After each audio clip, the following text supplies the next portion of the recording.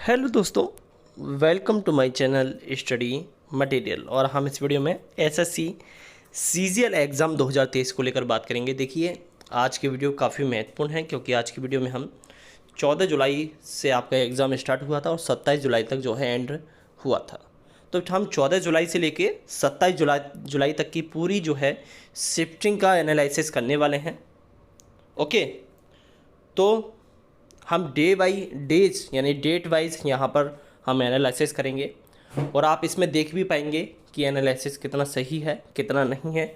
और इससे आप ये भी देखेंगे कि कौन सी शिफ्ट जो है आपकी हार्ड रही है और स्कोरिंग आपका कितना है और आपका सिलेक्शन मेंस के लिए होगा या नहीं होगा, ये चीज़ भी आप इसमें देख पाएंगे दोस्तों। तो चलिए दोस्तों, वीडियो शुरू करते हैं बिना देरी किए। वीडियो को आप लाइक कीजिए और चैनल को सब्सक्राइब जरूर कर लीजिए।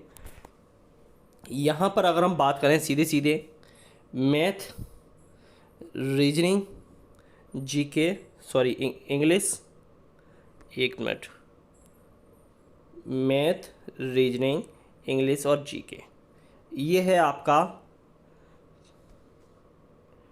कलर चेंज कर लेते हैं। तो देखिए 14 जुलाई की अगर हम बात करें, 14 जुलाई की अगर हम बात करें तो यहाँ पर देखिए मैथ का जो है एवरेज 20 रहा था। ओके, मैथ का एवरेज 20 रहा था, रीजनिंग का 22 रहा था, रीजनिंग का 22, इंग्लिश का भी 22, जीके का 14 रहा था। टोटल की अगर हम बात करें, टोटल एवरेज जो है कितना रहा था, 80 के करीब टोटल रहा था। और आपका एस्पेक्टेड जो मार्क्स थे आपके, ये आपके 132 के करीब थे। ओके, अब इसके बाद हम बात करेंगे 14 के बाद आपका 17 जुलाई। जी हाँ, 14 के बाद अगर हम 17 जुलाई की अगर हम बात करें तो 17 जुलाई में आपका मैथ में जो है 20 रहा था एवरेज, 22 रहा था आपका रीजनिंग में, और रीजनिंग के बाद 23 रहा था आपका इंग्लिश में, और 14 के करीब रहा था आपका जीके में। एवरेज की अगर हम बात करें 80 के करीब एवरेज यहाँ पर भी रहा, और एक्सपेक्टेड जो है आपका 132 के करीब रहा। इसके बाद आता है आपका 18 जुलाई। 18 जुलाई की अगर हम बात, ये जुलाई है, ओके। 18 जुलाई की अगर हम बात करें तो 20 रहा था आपका मैथ में तो देखिए लगभग 20-21 के करीब ही रहा है। मैथ में 20 रहा, 22 आपका जो है रीजनिंग में रहा, 23 आपका जो है किस में रहा, 23 आपका इंग्लिश में रहा, और 14 आपका जीके में रहा। एवरेज की अगर हम बात करें तो 79 आपका एवरेज रहा, और जो है 133 जो है एक्सपेक्टेड जो है मार्क्स रहे उस दिन के। इसके बाद हम बात करेंगे 19 जुलाई। 19 जुलाई में जो है आपका 21 जो है मैथ में एवरेज रहा, 23 रहा आपका रीजनिंग में, और 23 ही रहा आपका, ये थोड़ा 23 ही रहा आपका इंग्लिश में, और 14 के करीब रहा आपका किसमें, जीके में आपका 14 के करीब रहा, 14 के करीब जीके में रहा। एवरेज जो है आपका 81 के करीब रहा, 81, ये थोड़ा दिक्कत कर रहा है, 81 के करीब एवरेज रहा। और यहाँ पर एक्सपेक्टेड अगर मार्क्स की अगर हम बात करें तो 136 के करीब एक्सपेक्टेड मार्क्स रहा 19 जुलाई का। इसके बाद अगर हम बात करें 19 जुलाई के बाद 20 जुलाई की अगर हम बात करें तो 20 जुलाई में मैथ का जो है एवरेज यहाँ पर लिख लेते हैं हम, मैथ, रीजनिंग, इंग्लिश और जीके। ओके, तो यहाँ पर अगर हम मैथ की अगर हम बात करें तो 20 जुलाई में आपका 20 रहा मैथ में 20 रहा, और 23 आपका रहा रीजनिंग में, 23 ही आपका इंग्लिश में रहा, और 14 आपका रहा जीके में। टोटल जो है आपका अटेम्प्ट रहा आपका 80 के करीब, और एक्सपेक्टेड जो मार्क्स थे आपके वो कितने रहे, एक्सपेक्टेड मार्क्स जो है आपके 133 के करीब। इसके बाद हम आते हैं 21 जुलाई। 21 जुलाई में आपका मैथ का एवरेज रहा अटेम्प्ट 20, और रीजनिंग में रहा 22 के करीब, और 23 रहा इंग्लिश में, और यहाँ पर जीके में आपका 14 रहा। एवरेज जो है अटैम्प्ट आपका 79 रहा और एक्सपेक्टेड जो मार्क्स थे आपके वो आपके 135 के करीब रहे।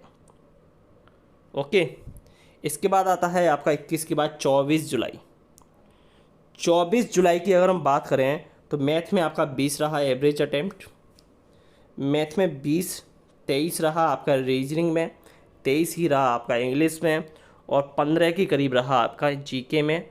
एवरेज अटैम्प्ट रहा आपका 81, एवरेज मार्क्स जो है एक्सपेक्टेड कट ऑफ के बाद वो है आपके 133। ओके, इसके बाद आता है आपका 24 के बाद 25 जुलाई।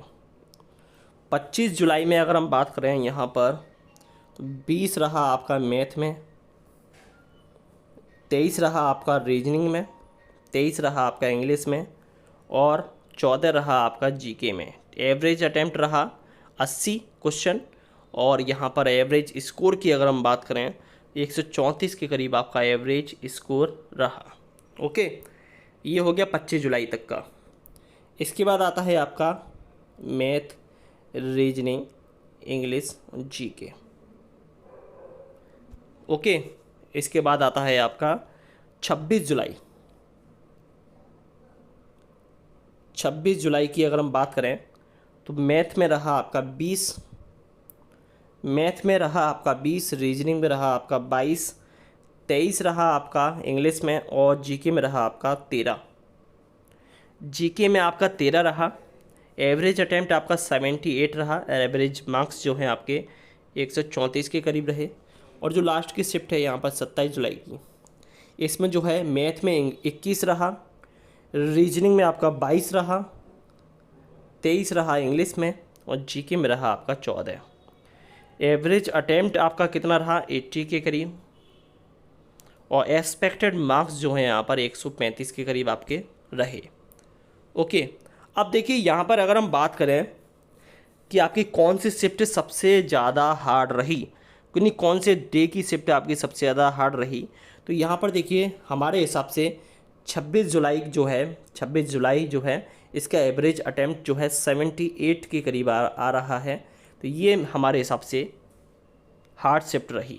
और अगर एक्सपेक्टेड मार्क्स की अगर हम बात करें, मार्क्स के हिसाब से अगर हम देखें यहाँ पर तो यहाँ पर आता है आपका स्टार्टिंग का 14 जुलाई। 14 जुलाई यानी कि ये जो डेट हैं 14 जुलाई और 26 जुलाई ये सबसे ज़्यादा जो है एक तरह से हार्ड शिफ्ट रही यहाँ पर। ओके, और अगर हम इजी की अगर हम बात करें तो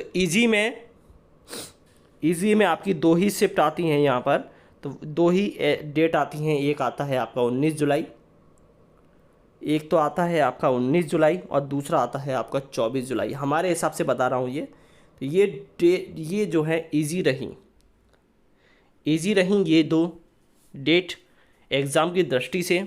तो यहाँ पर अगर हम बात करें आपको देखिए यूआर में अगर आपका स्कोर 130 यानी 132 प्लस है तो आप जो है Tier 2 क्वालिफाई कर पाओगे। लेकिन अभी हमने बताया था कि आपका टीए और सीनियर टीए की जो है 4000 के करीब पोस्ट खाली हैं और सीनियर टीए की कम से कम 8000 के करीब पोस्ट खाली हैं। अभी तक वैकेंसी जो है 7607 वैकेंसी आ चुकी हैं। अगर ये भी ऐड हो जाती हैं 12000 के करीब वैकेंसी तो 19607 वैकेंसी बैठेंगी। तो कट ऑफ आपकी नीचे भी जा सकती है जब आपकी वैकेंसी इसमें जुड़ जाती हैं ये तब। ओके, तो इस चीज़ को आप इग्नोर नहीं कर सकते और इसे साथ में भी बनाए रखें। तो दोस्तों ये वीडियो थी आज की, और आज की वीडियो में बस इतना ही। कोई भी क्वेश्चन हो कमेंट करके बताइए। तो धन्यवाद दोस्तों, जय हिंद।